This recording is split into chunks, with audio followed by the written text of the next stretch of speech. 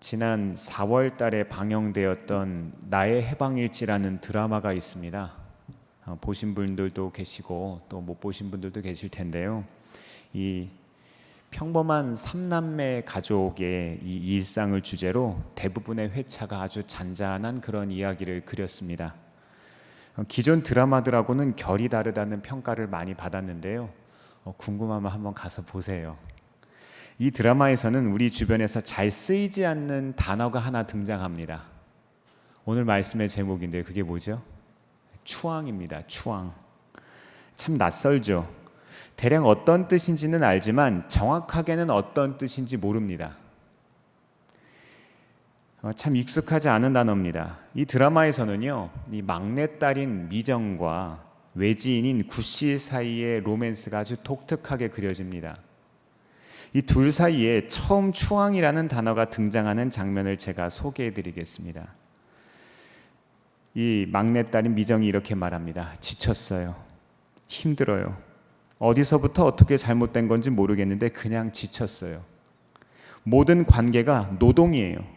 눈 뜨고 있는 모든 시간이 노동이에요. 아무 일도 일어나지 않고 아무도 날 좋아하지 않아요. 이렇게 말합니다. 미정이 이렇게 말하는데 구씨는 술만 마시고 아무 대답이 없습니다. 이어서 미정이 말합니다. 왜 매일 술 마셔요? 할 일 줘요? 술 말고 할 일 줘요? 날 추앙해요. 난 한 번도 채워진 적 없어요. 개새끼, 개새끼. 강단에서 죄송합니다. 근데 대사가 이렇습니다. 네, 아직 한 번 더 나오는데 조금만 참아주세요. 내가 만났던 놈들은 다 개새끼. 그러니까 날 추앙해요. 가득 채워지게 사랑으로는 안 돼. 날 추앙해요. 이렇게 말합니다. 제가 이 미정이 말한 이 추앙의 의미를 찾아보았습니다. 국어사전에 보면 추앙은 높이 받들어 우러러 본다라는 뜻이에요. 높이 받들어 우러러 본다. 미정은 어떻게 추앙이라는 단어를 생각했을까요? 왜 추앙이라는 말을 하필 생각을 했을까요? 아마도 반복적으로 존중받지 못하고 사랑받지 못했던 이 치열했던 삶 때문이 아닐까요? 아마 이 삶의 모습 때문에 추앙이라는 간절함을 만들어냈을 겁니다. 성경에 보면요, 추앙이라는 단어와 비슷한 표현이 등장합니다. 에베소서 5장 21절에 보면 이렇게 말합니다. 여러분은 그리스도를 두려워하는 마음으로 서로 순종하십시오. 서로 순종하래요. 여기서 순종은 헬라어로 휘포타소라고 하는 말인데요. 이 말은 새 번역에서는 순종으로 번역을 했고요. 개역개정 성경에서는 복종으로 번역했습니다. 이 에베소서에서 사도 바울은 1세기 당시에 대표적이었던 세 가지 관계를 가리켜서 우리들에게 설명을 합니다. 첫 번째로 남편과 아내의 관계를 이야기를 하고 있고요. 두 번째로 자녀와 부모의 관계를 이야기하고 세 번째로 종과 상전의 관계를 이야기하므로 바울은 관계에 대한 이야기를 하고 싶은 게 있는 거예요. 지금 오늘 우리가 나누고자 하는 이 추앙이라고 하는 이 단어를 이야기하고자 합니다. 바울은 관계를 예로 들어서 서로 추앙하는 법에 대해서 설명하고 있습니다. 따라서 오늘 말씀은 좁게 보면 이 세 가지 관계에 대한 이야기일 수 있지만 넓게 보면 이 세 가지 관계를 통해서 그리스도인들이 살아가는 법, 그리스도인들이 어떻게 살아야 하는지에 대한 이야기를 하고자 하는 겁니다.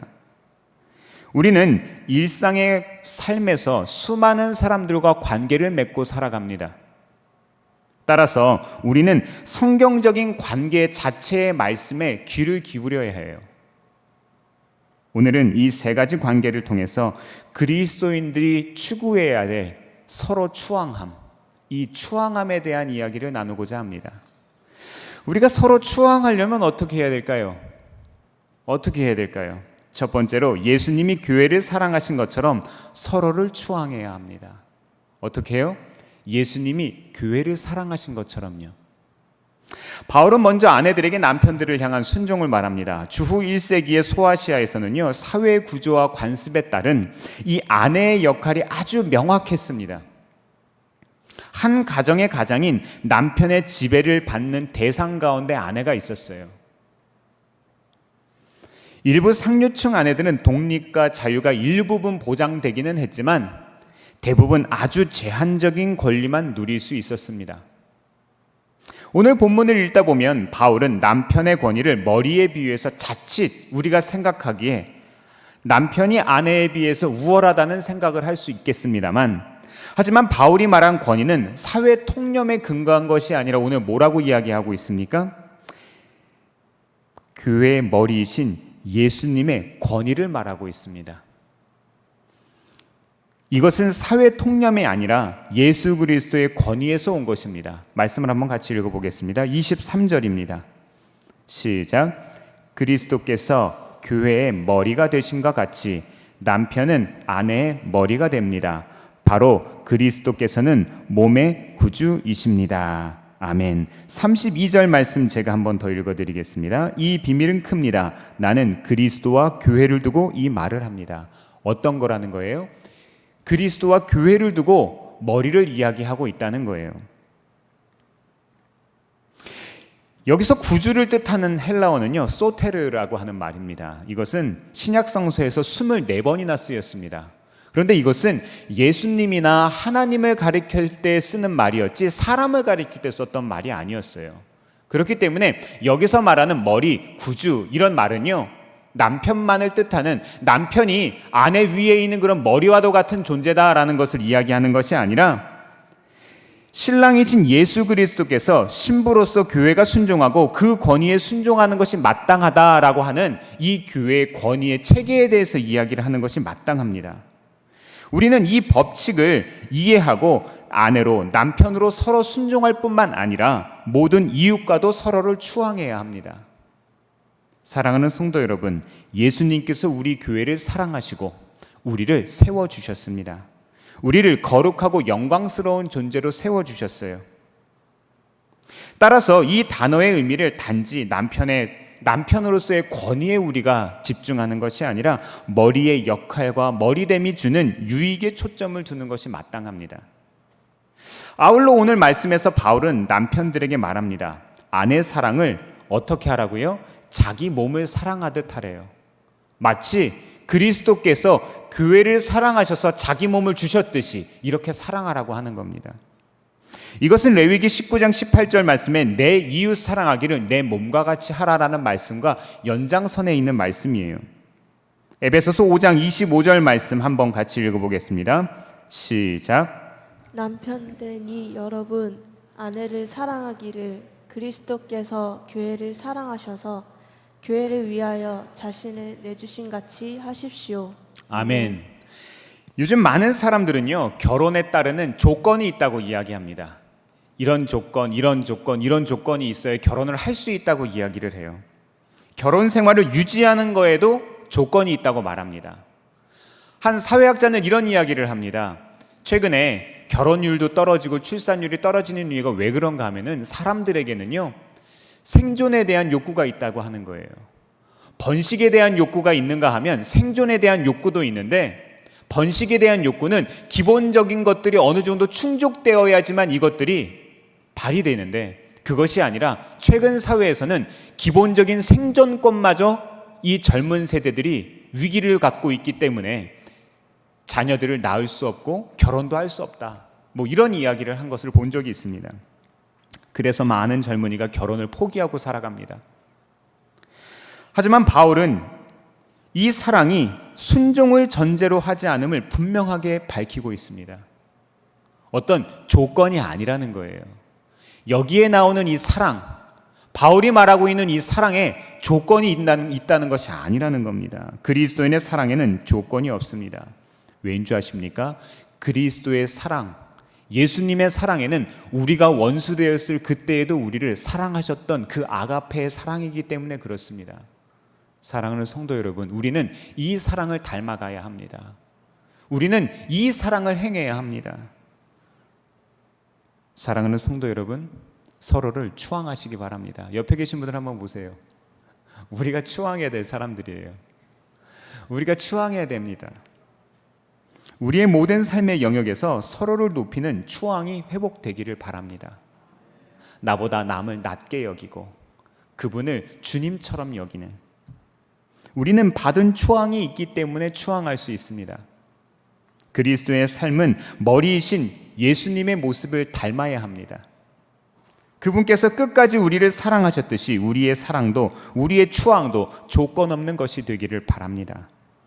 두 번째 깨달음입니다. 서로 추앙함에는 상급이 따릅니다.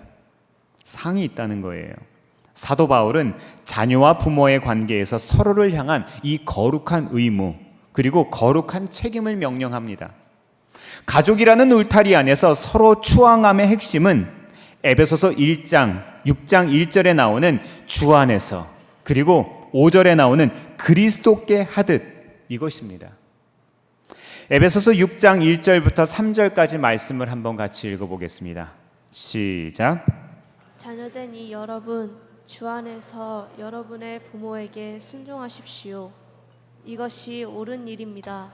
내 부모를 공경하라고 하신 계명은 약속이 딸려있는 첫째 계명입니다. 내가 잘되고 땅에서 오래 살 것이다 하신 약속입니다. 아멘. 이런 축복이 우리 가운데 있기를 바랍니다. 주 1세기의 바울 시대에 자녀들이 부모에게 순종하는 것은요, 사회적인 전통이자 관습이자 의무였습니다. 이것은 당연한 거였어요. 하지만 바울은 주 안에서라는 표현으로 순종의 성격을 규정합니다. 주 안에서. 이것은 사회 통념에 근거한 것이 아니라 하나님의 질서와 법칙이 그렇기 때문에 순종하라는 거예요. 무엇이 하나님의 질서와 법칙입니까? 골로새서 3장 20절은 부모에게 순종함, 즉 부모를 추앙하는 것이 하나님께 기쁨을 드리는 것이라고 설명합니다. 하나님의 기쁨이 되는 것까지는 알겠는데 부모를 추앙함에 상급이 왜 따를까요?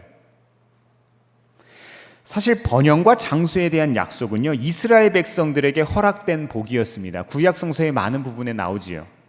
하지만 바울은 이미 에베소서 5장 1절에 이렇게 말합니다.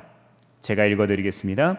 그러므로 여러분은 사랑을 받는 자녀답게 하나님을 본받는 사람이 되십시오. 아멘. 사랑을 받는 어떤 사람답게요? 자녀답게. 우리를 가리켜서 뭐라고 이야기하는 거예요? 바울은 자녀라고 말합니다. 이방인인 우리들에게, 하나님의 은혜를 입을 수 없는 우리들에게 바울 사도는 자녀라고 이야기합니다. 우리가 하나님의 사랑받는 자녀가 되었습니다. 이어서 사도 바울은 부모들에게 금지와 명령을 줍니다. 4절 말씀 함께 읽어보겠습니다. 시작. 또 아버지된 이 여러분, 여러분의 자녀를 노엽게 하지 말고 주님의 훈련과 훈계로 기르십시오. 아멘. 주 1세기 가정에서요, 아버지들은 자녀를 온전한 인격과 사랑으로 보살피는 대신 폭력과 억압으로 일삼았습니다.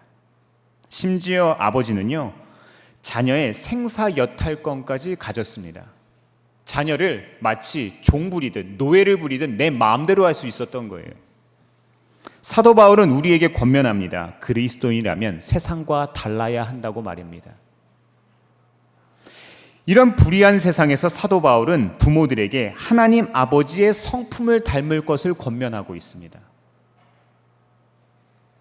모든 사람들은 내가 원하는 방식대로, 다른 사람들이 살아온 방식대로 살아가지만 바울 사도는 그것을 거절하라고 이야기합니다. 물론 자녀를 양육할 땐 교훈과 훈계가 필요합니다. 구약의 수많은 구절에서도 그렇게 말합니다. 하지만 그것은 하나님의 방식, 즉 주 안에서 어떻게 해요? 그리스도께 하듯 추앙하면서 자녀를 양육하는 것이 마땅하다는 겁니다. 우리의 소유물이 아니라는 거예요. 저는 자녀들을 노엽게 하지 말라는 말씀을 읽을 때 구약 성서에서 하나님을 늘 노엽게 했던 이스라엘 백성들이 생각났어요. 그런데 하나님께서는 그들을 어떻게 대하셨습니까? 그들에게 어떻게 하나님은 선대하셨습니까? 하나님은 언제나 교훈하시고 언제나 권면하셨지만 그분의 교훈과 그분의 권면의 목적은 가나안 땅에 들어가는 것이 아니었습니다. 그분의 목적은 무엇입니까? 가나안 땅에 함께 들어가자는 겁니다. 하나님 그분과 함께 그 가나안 땅에 들어가는 것, 그것이 하나님의 목적이자 하나님의 교훈이었고 이것이 이스라엘 백성들의 상급이었습니다. 사랑하는 성도 여러분, 선물을 좋아하십니까? 선물 주시는 분을 좋아하십니까? 우리는 선물 주시는 분, 그 하나님을 바라봐야 합니다. 이러한 상급과 축복이 우리 가운데 함께 하기를 바랍니다. 우리 부모들이 하나님의 성품을 가지고 자녀들을 양육하기를 바랍니다. 우리 자녀들이 믿음과 사랑의 울타리 안에서 거룩한 성품을 가진 사람으로 양육되기를 바랍니다. 저는 사도 바울의 이 부모와 자녀를 향한 두 번째 권면을 이렇게 바꾸어 보았습니다. 사랑하는 자녀 여러분, 부모님의 말씀을 예수님의 말씀처럼 순종할 때 여러분의 삶에 하나님이 주시는 기쁨과 축복을 경험할 수 있습니다. 사랑하는 부모 여러분, 자녀들의 마음과 형편을 살펴서 순종할 수 있는 것을 권면하세요. 때로는 부모가 먼저 사과할 줄도 알아야 합니다. 사랑하는 성도 여러분, 우리가 스스로 하나님의 말씀에 순종할 때 하나님의 약속도 하나님의 축복도 우리 것이 됩니다. 이런 고백이 우리 모두의 고백이 되기를 바랍니다. 세 번째 깨달음입니다. 누군가를 추앙하기 힘들 땐 하나님을 바라보시기 바랍니다. 로마 인구의 30% 이상이 노예였던 시절 울타리 안에 존재했던 이 세 번째 관계는 주인과 종의 관계였습니다. 대부분의 노예는 재산이나 도구로 여겨졌습니다. 인격적인 고려 대상이 아니었어요.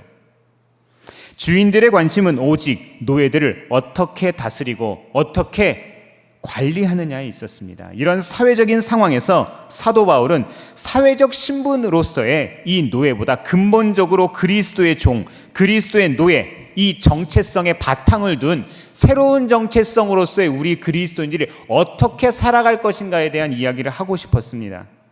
우리의 삶의 관계를 말하고 싶었습니다. 죄에게 종노릇하고 살아가던 우리의 삶에서 이제는 자유해져서 우리는 이제는 그리스도의 종으로 살아가는 우리의 관계, 우리의 삶에 대해서 바울은 이야기하고 싶었습니다. 에베소서 6장 5절 말씀을 한번 같이 읽어보겠습니다. 시작. 종으로 있는 이 여러분, 두려움과 떨림과 성실한 마음으로 육신의 주인에게 순종하십시오. 그리스도께 하듯이 해야 합니다. 아멘. 21세기 현대 사회를 살아가는 우리들에게 누가 주인이고 누가 종일까요? 무엇이 주인이고 무엇이 종일까요? 가만히 한번 생각해 보시기 바랍니다. 우리 삶을 생각해 보면 노예 제도는 이제 사라졌지만 여전히 나를 묶고 있는 것들이 있습니다. 내가 주인이 아니라 이 세상의 종으로 살아갑니다. 말씀대로 살아가긴 참 어렵습니다. 계속해서 6절과 7절 말씀 같이 읽어보겠습니다. 시작. 사람을 기쁘게 하는 자들처럼 눈가림으로 하지 말고 그리스도의 종답게 진심으로 하나님의 뜻을 실천하십시오. 사람에게가 아니라 주님께 하듯이 기쁜 마음으로 섬기십시오. 아멘. 사랑하는 성도 여러분, 우리는 자유해졌습니다. 우리는 자유인입니다. 우리는 더 이상 죄에게 종노릇하지 않습니다. 예수님이 우리를 자유롭게 하셨습니다. 우리는 하나님의 뜻에 기쁜 마음으로 내가 선택해서 즐겨 순종할 수 있습니다. 하지만 우리는 제한적인 세상에서 속고 또 속고 살아갑니다. 무엇에 속습니까? 돈에 속고, 명예에 속고, 건강에 속습니다. 자녀에게 속고, 부모에게 속고, 사람들에게 속습니다. 우리의 영은 비록 자유해졌지만 이 제한적인 세상 속에서 우리는 아직도 종노릇하고 살아가고 계시지는 않습니까? 사랑하는 성도 여러분, 우리의 상급이신 하나님을 바라보시기 바랍니다. 우리의 사랑이신 예수님의 손을 잡고 사시기를 바랍니다. 우리를 위로하고 격려하시는 성령님과 동행하시기를 바랍니다. 사도 바울은 감옥에 있으나 자유인으로 살아가는 에베소 성도들에게 편지하고 있습니다. 감옥에 갇혀 속박되어서 살아가고 있는 것 같은 이 바울이 자유하게 살아가는 이 사람들에게 편지하고 있습니다. 여러분, 제가 자유한 사람입니다. 여러분이 오히려 속박된 사람입니다. 주님, 그 주님을 내가 사랑하니, 내가 그분을 모시고 살아가니 나는 일체의 비결을 배웠습니다 라고 이야기하는 것입니다. 빌립보서 4장 12절에서 사도 바울은 이 일체의 비결을 배웠다고 말합니다. 그가 말한 일체의 비결이 무엇입니까? 언제 어디서나 하나님과 함께 동행하는 법, 즉 하나님만 바라보는 법을 배웠다는 겁니다. 우리가 사랑하는 사람들과 서로 추앙할 때 우리의 삶 때문에, 우리의 환경 때문에 서로 더 이상 추앙하기 어려워지면 우리는 누구를 바라봐야 합니까? 우리를 먼저 추앙해 주신 분, 그분을 바라보아야 합니다. 우리는 하나님의 자녀로 선택받은 사람들입니다. 자녀라면 부모를 사랑하기 마련입니다. 사랑하면 닮아지기 마련입니다. 그분의 말씨를 담고 그분의 성품을 담고 그분의 삶을 담게 됩니다. 예수님이 가신 길을 나도 선택하고 그분이 가신 길이 좁은 길이더라도 나도 기꺼이 그 길을 가고자 합니다. 이것이 그분만 바라보는 사람의 사는 방식입니다. 이제 예배당 문을 열고 나가면 로마 시대 에베소와 같은 삶이 우리를 기다리고 있습니다. 에베소서 1장 2절에서 사도 바울은 우리를 격려합니다. 우리 아버지 하나님과 주 예수 그리스도께서 내려주시는 은혜와 평화가 여러분에게 있기를 빕니다. 그리스도 예수의 평강이 우리를 다스린다고 말입니다. 사도 바울이 에베소서 5장과 6장의 이 세 가지의 관계를 통해서 무엇을 말하고 싶은 걸까요? 이 바울 사도가 죽음을 앞두고 정말로 이 급박한 상황에서, 이 감옥에서 내 삶이 내일 어떻게 될지도 모르는 이런 삶 가운데서 무엇을 말하고 싶은 걸까요? 하나님이 우리와 관계를 맺고 싶다는 겁니다. 세상 만물의 창조주이신 하나님께서 피조물인 우리를 먼저 추앙하시고 또 추앙하셔서 우리에게 찾아오셨습니다. 성육신으로 오신 하나님께서 당신의 모든 삶을 우리를 위해 사셨습니다. 그것도 모자라 당신의 핏값으로 우리를 구원하셨습니다. 사랑하는 성도 여러분, 이것이 가장 큰 추앙이자 가장 큰 상급 아닙니까? 이것이 우리를 향한 가장 큰 사랑이었습니다. 오늘 말씀을 통해 무엇을 깨달으셨습니까? 이번 한 주 살아가시며 옆에 계신 분들을 마음껏 추앙하시기 바랍니다. 만나는 사람들을 추앙하시기 바랍니다. 왜냐하면 우리는 먼저 추앙받은 사람이기 때문입니다. 그 어떤 사람의 추앙이 아니라 저분, 저 하나님의 추앙을 받은 사람이기 때문에 그렇습니다. 말씀의 의미를 실천해 보시길 바랍니다. 어떤 일을 하든 누구를 만나든 주 안에서 예수님께 하듯 서로를 추앙하시길 주의 이름으로 축원합니다. 기도하겠습니다.